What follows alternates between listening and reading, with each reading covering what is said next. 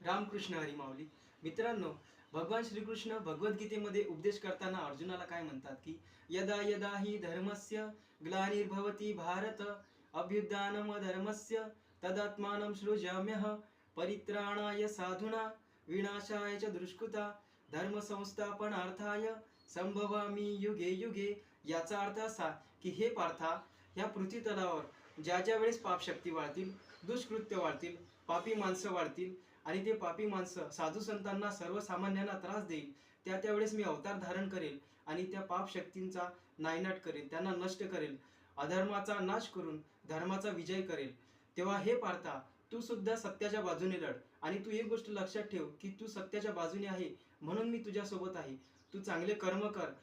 तू हे विचार करू नको, तू हे लक्षात घेऊ नको की तुझ्या पुढे कोण उभे आहे, ते तुझे आपले आहेत की परके आहे याचाही तू विचार करू नको. तू फक्त एकाच गोष्टीचा विचार कर की तू सत्याच्या बाजूने आहे, कारण तू सत्याच्या बाजूने आहे म्हणूनच मी तुझ्यासोबत आहे.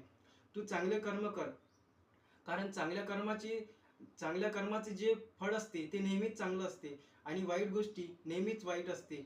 तेव्हा मित्रांनो, आपण सुद्धा भगवान श्रीकृष्णाने आपल्याला हे जो उपदेश अर्जुनाला सांगितलेला आहे, ह्या उपदेशाचं पालन करूया आणि आपणही सत्य मार्गावर चालूया आणि खऱ्या गोष्टीची कास धरूया, कारण खरी गोष्टच माणसाला आयुष्यामध्ये प्रगती मिळवून देते.